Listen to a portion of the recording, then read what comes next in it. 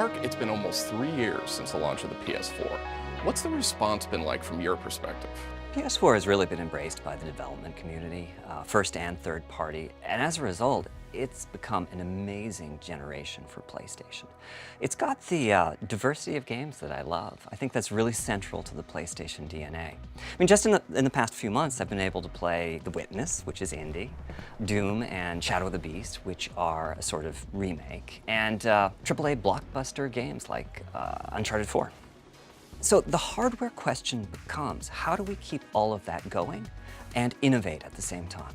Hence the sort of mid-cycle refresh that PS4 Pro represents. Yes, exactly. PS4 Pro is not the start of a new generation, nor is it a console that's going to blur the lines between generations. That's important because there's a certain cadence to game development. At the start of a generation, there's a lot of adjustment and learning as the developers dig into the tools and technologies that we provide them. That's great because it allows them to create entirely new types of games. But at the same time, there's a certain cost associated with that. PlayStation 4 Pro, arriving as it does mid-generation, means that our target is to take the whole PS4 experience to a new level, and to do so without the kind of disruption that moving to a new console generation would entail. You mentioned taking the PS4 experience to a new level, so tell me a little bit more about what you mean by that. So for game content, the new console is targeted primarily at higher fidelity graphics and smoother frame rates. And these are great areas for us to focus on because they don't alter the fundamental gameplay. The creator's vision is just represented in a richer fashion.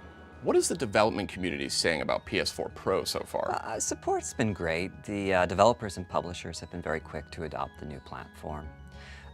With PS4 Pro, for all new titles, we're asking the developers to support 4K with higher resolution graphics and the like, and also HD TVs through higher quality graphics. Is there a sort of risk associated with designing a console that taps into 4K and HDR, especially when there's not a lot of TVs out there that support those features right now? UHD 4K TV has definitely arrived. I believe that something like a third of the TV sets sold this year will be 4K TVs. HDR is definitely a bit further out there in terms of adoption, but it's great having the console out now because it means that the game experiences will be ready and waiting as HDR penetration increases. Having said that, you don't need to have a HDR TV to enjoy the benefits of PS4 Pro. The game experience is enhanced in any number of ways with an ordinary HD TV. Now, I should also say that all of this strategically dovetails very nicely with our initiative into VR.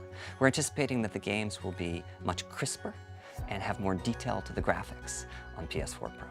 So Mark, how do you see the PS4 Pro and the standard PS4 fitting together? We're working very hard to ensure that PS4 remains a single, unified community. The games are playable on both consoles, of course. It's the same discs and downloads, the same online community. Most of the user experience is quite similar. The main difference is that with PS4 Pro, we're giving developers an opportunity to make their games more impactful and immersive. And I'm really looking forward to seeing how the developers take advantage of all of that. So Mark, when did you decide to actually move forward with designing the PS4 Pro? We actually started thinking about the new console pretty much as soon as PlayStation 4 shipped. It was clear that during this generation, 4K TV penetration would become pretty significant at some point, and we wanted to see if we could get something out there in the market to support it. Once we realized that the increased processing power that was necessary for 4K could be used to make the graphics better on HD TV as well, PS4 Pro simply became a must-do. So Mark, tell us something we don't know about the creation of PS4 Pro. Okay, so during the creation of the hardware, I casually asked a very famous director at one point, and I'm sorry, I can't say his name, what he thought we should be doing next for hardware.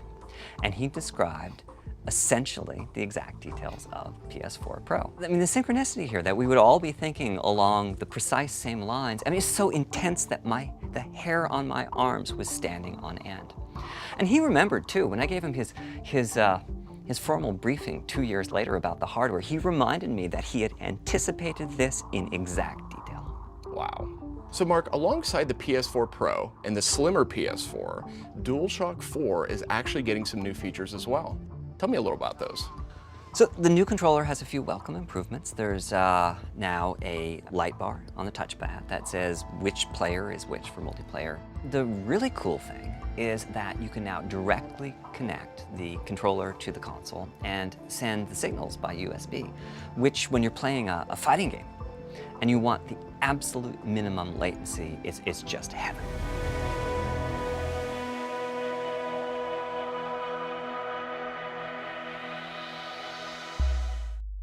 PlayStation